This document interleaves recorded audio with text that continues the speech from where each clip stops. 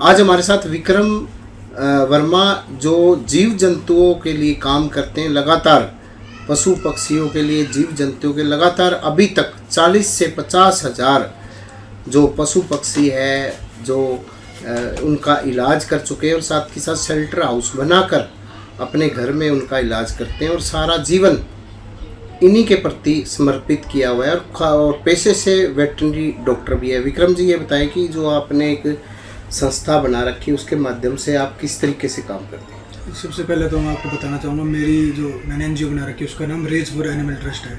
और ये हमारी ट्रस्ट 24 घंटे दिन हो चाहे रात हो, कोई भी बेसहारा जानवर हो, पशु पक्षी हो, कोई घायल अवस्था में किसी को दिखाई दे तो हमारे पास कॉल आ जाती है और उनका फ्री ऑफ कॉस्ट जाके इलाज करते हैं।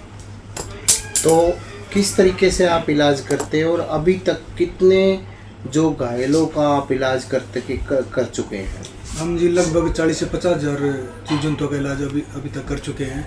और जैसे कि अगर कोई गंभीर अवस्था में हमें दिखाई दे जिसका रोड पे इलाज संभव ना हो तो हम उसको रेस्क्यू करके हमारे पास ले आते हैं, उसको बिल्कुल अच्छे से वहीं रख के इलाज करते हैं उसका। तो इस तरह के जो अभियान की आप जो कार्य करते हैं वो कहाँ कहाँ कार्य करते हैं, किस किस क्षेत्र में कार्य करते हैं? ये जैसे आर्यनगर हो गया, लुदास गांव हो गया, शाहपुर गांव हो गया, पातन हो गया, टोकस हो गया, देनवास, शीशवाड़ा, इंदवाड़ और हिसार का सारा एरिया, चंदनगर, यहाँ हमारी टीम तुरंत मौके पर पहुँच जाती है और घायल जानवरों का इलाज कर देती है। कौन कौन से जीव जंतुओं का आप इलाज करते हैं? पशु पक्षी जो भी है, किस तरीके का इलाज करते हैं और किस तरीके के मतलब तरीके से करते हैं आप? हम जैसे कि कुत्ता हो गया, बिल्ली, बंदर, गाय, नंदी महाराज, नीलगाय, घोड़ा, खच्चर, कबूतर, उल्लू, हमारे पास हर तरह के पशु पक्षी आते रहते हैं। कोई भी पशु पक्षी हो हम उनका इलाज करते रहते हैं। गंभीर जैसे कोई जानवर है, डॉग है, कैट है, इस तरह की जो कोई भी घायल हो जाता है, कोई करंट लगने से भी घायल होता है, उसका किस तरीके से आप इलाज करते हैं? गंभीर का तो सर ऐसे है कि आपको बता दें, जैसे हमने कई हज़ार ऑपरेशन, जैसे कि डॉग्स के ट्यूमर के जो कैंसर की गांठ होती है उनके हम कई हज़ार ऑपरेशन करवा चुके हैं। उनको हम कुछ जगह से रेस्क्यू करके हमारे शेल्टर हाउस ले आते हैं, फिर उसका ऑपरेशन करा के 1 से 2 महीने हमारे पास रख के उसको अच्छे से इलाज करके उसको वापस उसी जगह छोड़ देते हैं, बिल्कुल ठीक करके। तो इस काम की आपने जो शुरुआत की थी किस समय कब की थी और कैसे आपके मन में आया कि ये काम किया जाए? ये सर मैं शुरुआत से ही पशु पक्षियों के प्रति मेरे मन में हमेशा दया का भाव रहा है।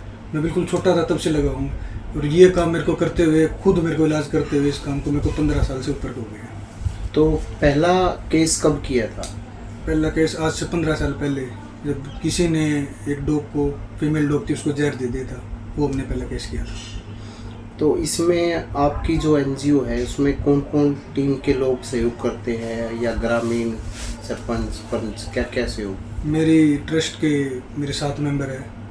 लक्ष्य जैन हो गया, अनीता सैनी जी हो गई, रवि हो गया, रवि खटोड़ हो गया, मनीष वर्मा हो गया, ये हमारी टीम है। मेरे पास किसी का फ़ोन आता है तो मैं इनको एक कॉल कर देता हूँ, ये मेरे साथ जाके उस पशु पक्षी को रेस्क्यू करवा देते हैं और हम ले आते हैं हमारे सेंटर हाउस। तो इसको लेकर परिजनों का कितना सपोर्ट रहता है और जो साथियों का?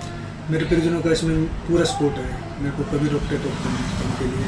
और मेरे साथियों का, मेरी पूरी टीम का और आसपास के जो हमारे ग्रामीण लोग हैं उनका भी मेरे पास पूरा सहयोग रहता है।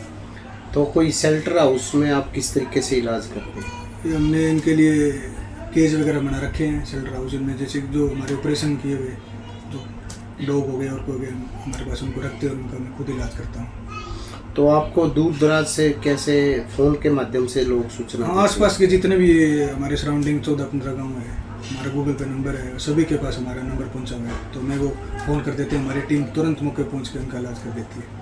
तो ऐसे में जैसे अब कि जो शेल्टर हाउस है तो आपने घर में बनाया हुआ है, तो क्या सोचते हैं आपने कोई आगे सरकार से मांग की है इस तरह का कोई अलग से भी होना चाहिए? वैसे चौधरी चरण सिंह राणा कृषि विश्वविद्यालय में एक वो वेटनरी हॉस्पिटल भी है। हाँ, एचओ में हॉस्पिटल तो है, पर वहाँ उनका इलाज तो हो जाता है, पर रखने की सुविधा नहीं वहाँ पे। जैसे कोई गंभीर अवस्था में कोई भी पशु पक्षी हो तो वहाँ रखने की कोई सुविधा नहीं है, तो इसके लिए हमने एक छोटा सा हमारा शेल्टर हाउस बना रखा है। और सरकार को भी हमने कई बार सीएम साहब को पत्र लिखा है और नगर निगम में हम पत्र लिखते रहते हैं कि हमें एक जगह मुहैया करवा दी जाए सरकार की तरफ से, तो हम ज़्यादा से ज़्यादा हमारा दायरा बढ़ पाए और हम ज़्यादा से ज़्यादा पशु पक्षियों की जो बिल्कुल जिनको नीड है, जो इंजर्ड है, उनको हम बिल्कुल ठीक कर सकें। तो तो आपने अभी तक किस किस को पत्र लिखा है, अभी तक क्या सरकार की तरफ से आपको रिस्पॉन्स मिला है? अभी हम सीएम साहब को भी पत्र लिखते रहते हैं और नगर निगम में हम पत्र देते रहते हैं, अभी तक किसी का हमारे पास कोई जवाब नहीं आया है। तो क्या लगता है आगे हरियाणा के मुख्यमंत्री से मिलेंगे इसको लेकर? हाँ, हम एक दिन हमारी टीम पूरी सीएम साहब से समय लेके मिलेगी और उन हमारे कार्य के बारे में अवगत कराएगी और उनसे हम मांग करेंगे कि हमें एक ज़मीन मुहैया करवाई जाए। और जो आपकी जो टीम जिस तरीके से आपके साथ सपोर्ट करती है उसको लेकर क्या कहेंगे? ये ऐसा है जी, ये सभी मेरे साथ मेरी टीम लगी हुई है तभी मैं काम कर पा रहा हूँ, वरना मैं अकेला कुछ नहीं कर सकता। तो जो इतना आप लगातार जो काम करते हैं इसका कोई दायरा है, कोई सुबह से शाम दिन रात का कोई काम करते हैं? नहीं सर, इसका कोई दायरा नहीं है, क्योंकि चोट तो किसी को रात को भी लग सकती है, दिन में लग सकती है, दोपहर को लग सकती है। अगर हमारे पास रात को भी कॉल आ गया, अगर कोई इंजर्ड हो गया तो हम तुरंत हमारी टीम रात को मौके पहुंच जाती है।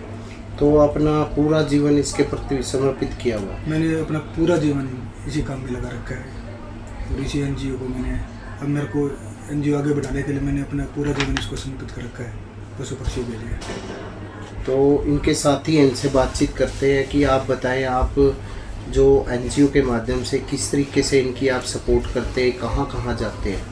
नमस्कार सर, मेरा नाम मनदीप है और चाचा जी है मेरे, ये इनको तो लगभग 15 साल हो गए मतलब इस चीज़ में काम करते हुए। तो मैं तो इसे अभी जुड़ा हूँ, तो 5-6 साल हुए हैं अभी जुड़ते हुए। तो जैसे हमारे पास कोई कॉल आता है या कोई हमें इन्फॉर्मेशन देता है भी यहाँ मतलब कोई पशु या पक्षी मतलब घायल है, तो हम पहले हमारे पास अजीब फ़ोन आता है, ठीक है, फिर हमारे पास मैसेज कर देते हैं या हमारे पास कॉल कर देते हैं भी हमें यहाँ पहुँचना है।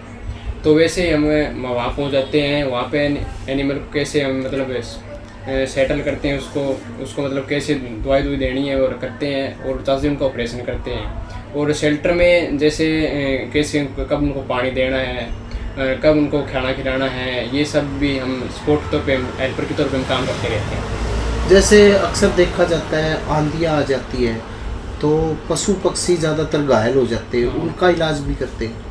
हाँ, जैसे कबूतर देखते हैं, हाँ चिड़िया देखते हैं, करंट लग जाता है कईयों को, वो मतलब घायल हो जाते हैं बिल्कुल, उनका मतलब बचने चांस कम होता है। फिर हम उनको क्या रेस्क्यू कर लेते हैं, हम शेल्टर पे ले आते हैं उनको, या वहीं पहले उनको इंजेक्शन दे देते हैं पहले, और फिर हम शेल्टर पे ले आते हैं। वो मतलब 24 घंटे के अंदर वो कई तो रिकवर हो जाते हैं और कई ज़्यादा गंभीर होते हैं तो वो डाउन हो जाती हैं। तो ये थे विक्रम वर्मा, इन्होंने 40 से 50 हज़ार जो रेस्क्यू किए हुए, जिसमें डॉग, कैट्स और अन्य एनिमल पशु पक्षी, और जो अन्य जो अगर खासकर आंधी तूफान आते हैं उसमें पशु पक्षी जो भी घायल हो जाते हैं उनका घर पर ही रेस्क्यू करते हैं। और साथ के साथ इनकी एक हरियाणा के मुख्यमंत्री से ये मांग है कि इनको एक अलग से शेल्टर हाउस दिया जाए ताकि जो घायल जो पशु पक्षी है उनका इलाज हो सके। और साथ के साथ इनका ये भी कहना था कि इसको लेकर हमने